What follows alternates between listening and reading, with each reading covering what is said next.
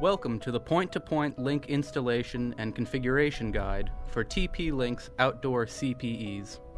In this video, we demonstrate how to build a simple point-to-point link in 3 easy steps, including pre-testing, installation, and alignment. To build the point-to-point link, we need 2 Pharos CPE 510 CPEs and cables that are long enough to connect your outdoor CPE to the indoor PoE adapter. We refer to the 2 CPEs as the AP and the client according to their functions. Each package contains 1 Pharos CPE 510 and a passive PoE adapter, which supplies power to the device via Ethernet cable and acts as a secondary Ethernet port.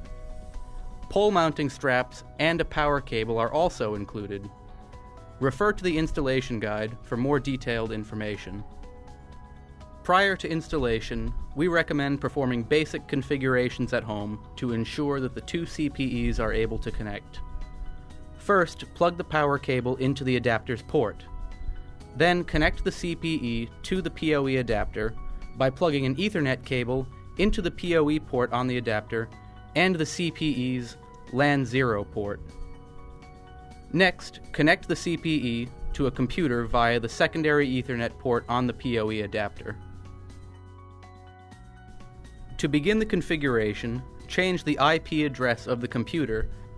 To do this, open the Network and Sharing Center on your PC, click the Ethernet button, and select Properties. Double-click the IPv4 line and change the IP address to 192.168.0.10. Then, set the subnet mask to match the information currently displayed on the screen. Then, open your browser and enter 192.168.0.254 in the address bar. Log in using the default username and password, which are both admin. Then choose the appropriate region or country. Here, we use test mode for the purpose of this example.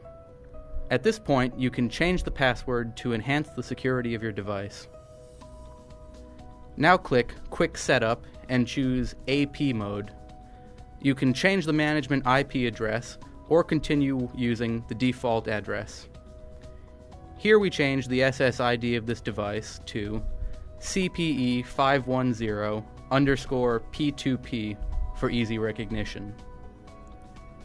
The quick setup is now complete and you will be taken to the status page. The basic information for the CPE will appear on the left. The information for the connected device and its wireless settings will appear on the right. And the throughput monitor will appear on the bottom. After configuring the first CPE 510 in AP mode, we can configure the other one in client mode. The hardware connections, web UI, IP address, username, password, and region are all the same as they were for the first CPE 510. Once you have completed the configuration, you can change the original password. Then select the Quick Setup option and choose Client Mode. Change the IP address to one that is different from that of the AP, such as 192.168.0.253, and then find the wireless signal from the AP by clicking the Survey button. Connect to the network provided by the CPE 510, which is identified as CPE 510_P2P. After the changes have taken effect, the basic configuration will be complete. Since we have changed the management IP address of the client CPE, this page will bring us to the new address where we can check the radio status and ensure that the CPE has successfully connected to the AP. The next step is to choose a good set of installation locations. There should be a clear line of sight between the 2 locations, and both should provide convenient options for connecting the necessary cables. We recommend the use of shielded cables for installation in outdoor environments, which will provide excellent lightning protection. When affixing the device, it is recommended that you use Google Maps to determine the approximate direction that the two CPEs should be facing to form a connection. Install the client following the same steps to determine the best approximate orientation.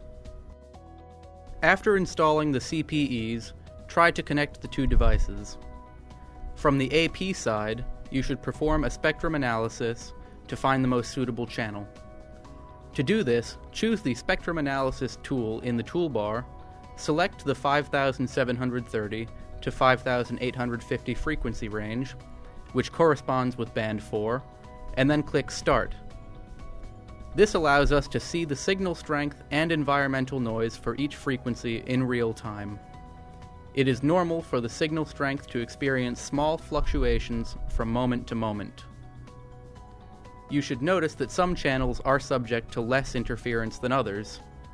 When you are confident that you have found the most stable frequency, you can select the wireless tab and change the channel to this frequency. You should also input a distance value that is as accurate as possible. You can also choose Auto, which estimates the distance between the two devices automatically. Then click the Apply button and remember to save the changes.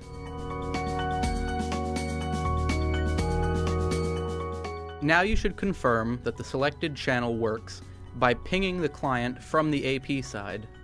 To do this, open the command window and ping the client using its IP address, which is 192.168.0.253. It may take up to 1 minute for the client to successfully connect to the AP.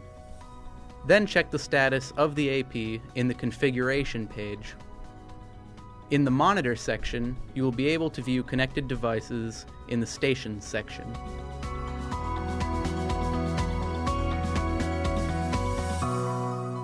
Since the original positioning was determined using simple data from Google Maps, you will now need to perform a more precise alignment. Begin by securing the client, then shift the AP from side to side. You can monitor the signal strength on the screen, which is subject to a 1 to 2 second delay. The position with the highest signal strength indicates the ideal orientation for the device. Once this process has been completed for the AP, you should follow the same procedure for the client to ensure the best possible wireless performance. Once you have successfully completed these steps, a simple point-to-point link is established. This link can be used to share an internet connection from point A to point B, or to remotely monitor events taking place at point B from point A by installing a camera.